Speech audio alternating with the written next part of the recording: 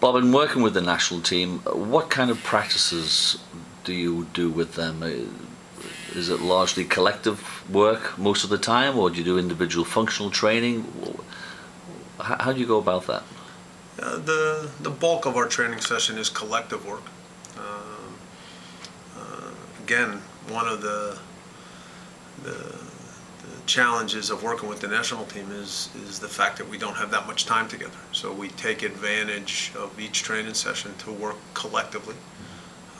I think that over the years, I've also tried to find a good balance where, again, players are in their positions and working as a group on a lot of days, but then that change of pace comes on certain days where, again, you play in smaller numbers, work a little bit more on the reactions and that kind of thing, and don't put them in set positions. And you find a way to balance some version of free play with some more structure.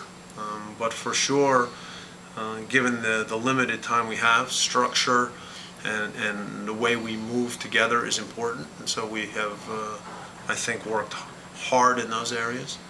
I would say that one thing with the national team that we have tried to do is to not overdo playing in real tight spaces. Again, when you coach a club team, I think throughout a long year there are times when probably it makes sense to reduce the space, sharpen up the players in terms of the little touches, cut down on the running, make it competitive, fun. But with the time that we have together, we still feel that the sense of how to move on the bigger field, both in attack and defense, is a priority. So I think that that's important. We then tried to make sure that on certain days at the end of training within our whole staff, we divvy up responsibilities for smaller group work or individual work. Peter Novak does some great work with the strikers involved in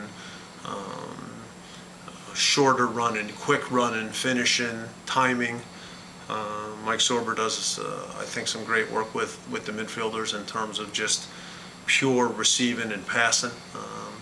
Basic things, but things that we find all of our midfielders need. We do at times just some passing with our defenders out of their positions in terms of playing the ball around the back, playing the ball into the midfield, moving our line, that kind of thing. So we certainly try to make sure that the time that we have together at the end of training is also utilized properly. So you do functional work at the end of training? Yes, that's most of the time. Probably the way we go about things more often than not. Okay.